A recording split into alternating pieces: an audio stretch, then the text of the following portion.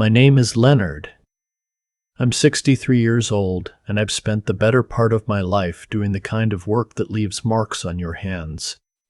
Calluses along the palm, a scar across 2 knuckles from a wrench that slipped on a winter morning back in 1987, grease that never quite washes out from under the fingernails, no matter how hard you scrub.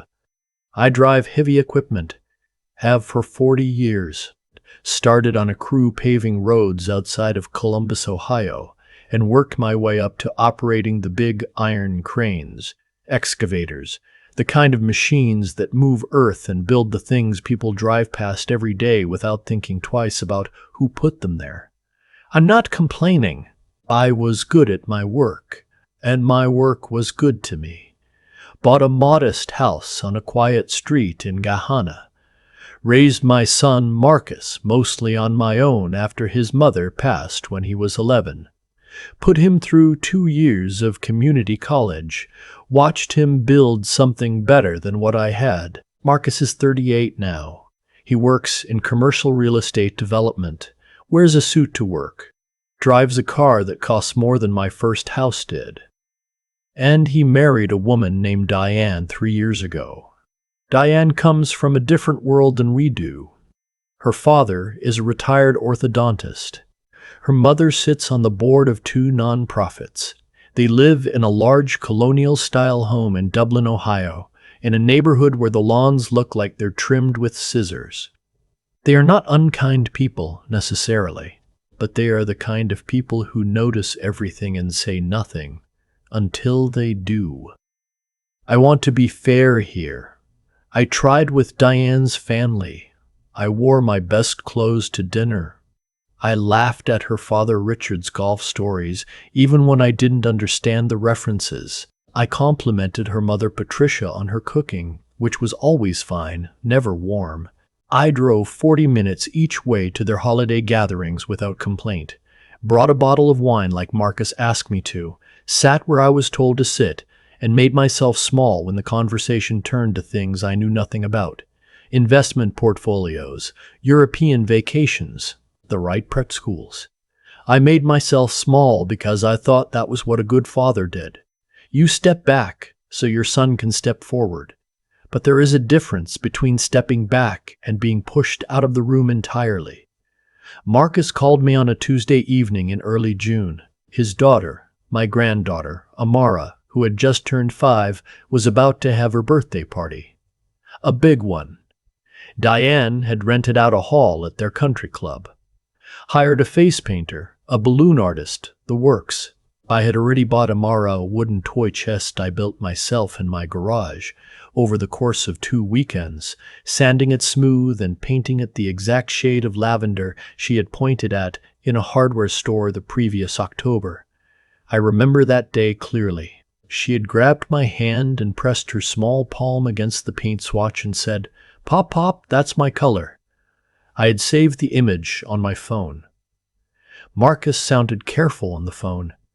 That's the only word I have for it. Careful, like a man walking across a floor he's not sure will hold his weight. He said the party was going to be a little more formal than they'd originally planned. He said Diane's family had a lot of friends coming, professional connections, people from their social circle. He said, and here he paused long enough that I counted 3 seconds in my head. He said that Diane thought it might be better if I came to a separate, smaller celebration afterward. Just family. Just the 3 of us, at their house, the following weekend. I said, "Okay, Marcus, I understand." And I did understand. I understood exactly what had happened. I didn't sleep well that night. I lay in bed and looked at the ceiling of the same house I've owned for 27 years, and I thought about all the times I had driven Marcus to school in the dark on winter mornings when the bus wasn't running. I thought about the night he was 17 and I sat outside his bedroom door after his first real heartbreak, not saying anything, just being there. I thought about working double shifts the summer he needed braces and how I never told him what that cost me because I didn't want him carrying the weight of it. I thought about Amara pressing her palm against that lavender paint swatch. The next morning I called Marcus back. He answered on the second ring, and I could tell he hadn't slept well either. I said, "Son, I need to ask you something directly, and I need you to answer me the same way." He was quiet. I said, "Did Diane ask you to have me come separately because of who I am, or what I look like, or what I do for a living?" Another pause. Longer this time. He said, "Dad, it's complicated." I said, "I know it is, but that's not what I asked." He exhaled. Then he said quietly, "Her mother said she didn't think your presence would fit the atmosphere they were trying to create. She said some of their guests are very particular about." He stopped. "Dad, I'm sorry. I handled this wrong from the beginning. I should have told Diane no immediately. I don't know why I didn't." I said, "I know why. Because you love your wife and you're trying to make your marriage work. There's no shame in that." He said, "You're not going to yell at me." I said, "No, but I am going to tell you what I'm going to do." I told him I would not be attending the separate, smaller celebration the following weekend. Not out of anger, not to punish him, but because a grandfather does not attend his granddaughter's birthday as an afterthought, scheduled like a maintenance appointment, slotted in after the real guests have gone home. Amara deserved better than that. And frankly, so did I. Marcus was quiet for a long time. Then he said, "Dad, what if I fix this?" I said, "How do you plan to do that?" He said, "Give me 24 hours. I said, "Okay, son. I'm going to tell you what Marcus did because I think it matters. Not as a story about revenge. Not as a story about revenge. Not as a story about sides, but as a story about what it looks like when a man figures out who he is." He called Diane that afternoon and told her the truth, that he had handled the situation with his father incorrectly, that it would not stand, and that his father would be attending Amara's birthday party as an equal guest, seated with family, introduced with the same dignity as anyone else in that room. Diane, by his account, did not take this well initially. She said her mother would be uncomfortable. She said it would create tension. She said Marcus was being inflexible. Marcus told her, calmly, that his father had raised him alone for 27 years, that his father had worked in the cold and the heat so that Marcus could have the life he now had, that his father had built their daughter a toy chest with his own hands and driven 45 minutes to deliver it, and that his father would be in that room when Amara opened it, or Marcus would be spending the night of the party at his father's house on the quiet street in Gehenna. He told me later he said it without raising his voice. He said Diane was silent for almost a full minute. Then she said, "I didn't know he built it himself." Marcus said, "There's a lot about my dad you don't know. I don't know exactly what Diane said to her mother Patricia after that. I only know what happened when I arrived at the country club on the afternoon of Amara's birthday party, wearing my good navy blazer, carrying the lavender toy chest, which I had lined with soft cloth on the inside and carved Amara's name along the lid. Patricia met me near the entrance. She was dressed in ivory and pearls, and she looked at me the way people look at something they are recalculating in real time. She said, "Leonard, we're glad you could come." And I said, "Thank you, Patricia. I wouldn't have missed it." I meant it. Not sarcastically, not with any edge. I genuinely would not have missed that little girl blowing out her candles. What happened next is something I will carry with me for the rest of my life. Amara saw me from across the room. She was wearing a lavender dress. I don't know if it was a coincidence or if Marcus had mentioned something, but she was wearing lavender. And when she spotted me, she let out a sound that I can only describe as pure. A 5-year-old's joy is not complicated by anything. She ran across that entire room, past the balloon artist and the face painter, and the tables of professional acquaintances, and Diane's mother in her ivory and pearls, and she ran straight to me and grabbed me around the legs and said, "Pop, Pop, you came." I set the toy chest down and I picked her up, and I held her, and I didn't look at anyone else in that room. I didn't need to. Later, when it was time for gifts, Amara opened the toy chest last. She ran her small fingers along the carved letters of her name and looked up at me with her eyes wide and said, "Did you make this, Pop Pop?" I said, "I did, baby girl." She said, "With your hands?" I said, "With my hands." She held up one of her little hands and looked at it seriously, the way children do when they are thinking hard about something. Then she pressed her palm against mine, the way she had pressed it against that lavender paint swatch the previous October, and she said, "I want hands like yours, Pop Pop." Diane's mother, who was standing 3 feet away, made a sound. Not a word, just a small, involuntary sound, the kind that escapes a person when something lands on them that they weren't prepared to feel. I didn't say anything. I just smiled at my granddaughter.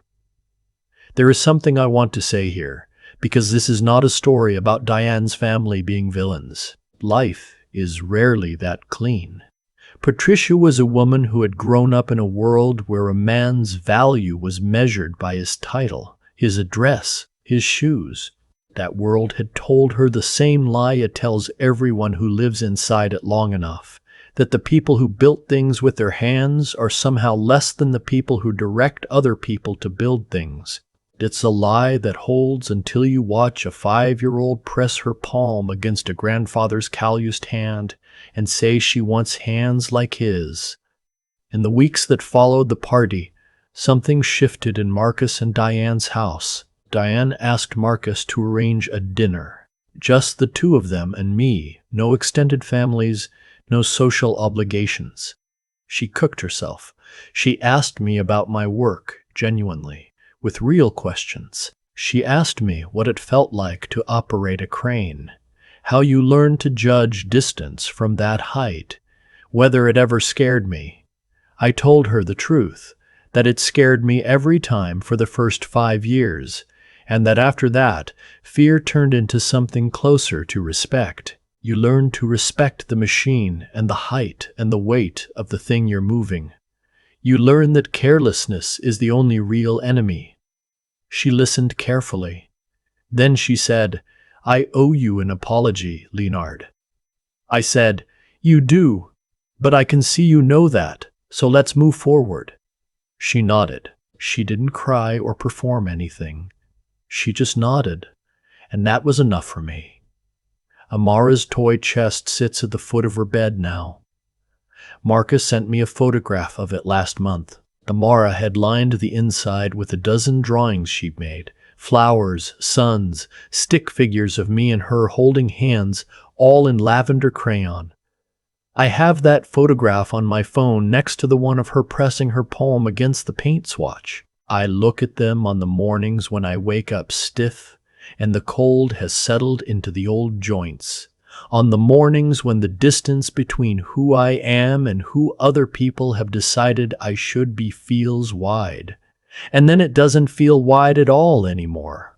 I want to say something to anyone listening to this who has been made to feel that the work you do makes you less worthy of a seat at the table, who has felt the particular quiet humiliation of being scheduled around, considered inconvenient, seen as something to be managed rather than honored, who has watched their child try to navigate the space between two worlds and felt the loneliness of being the world that loses. Your value was never in your title. It was never in your address or your vehicle, or whether you knew which fork to use. It was in the hours you showed up before anyone expected you to. It was in the things you built with your hands when no one was watching. It was in every morning you got up and went to work and came home and still had something left to give. And here is what I know. After 63 years of living this life, children are watching everything. Long before they have words for it, They are measuring the world by how you move through it. Amara was 5 years old when she pressed her palm against mine and said she wanted hands like mine. She didn't know about any of it. The phone calls, the country club, the ivory dress, the careful conversation. She only knew what her eyes and her instincts told her. She knew that those hands had made something for her. And that was enough. That will always be enough. The greatest legacy you can leave is not the square footage of your house or the balance in your account or the opinion of people who will forget your name inside a decade. The greatest legacy is what the people who love you first carry forward into the world long after you're gone. My father spent 41 years working in a steel mill outside of Pittsburgh. He came home every evening smelling of heat and metal, and he sat in the same chair by the window with a glass of iced tea and asked me how my day was. Every single evening, without fail. I did not understand until I was much older what that consistency cost him and what it gave me. I understand now. I am Leonard. I am 63 years old, and my hands are marked by the work I've done, and my granddaughter wants hands just like mine, and I would not trade a single callus for any seat at any table in the world.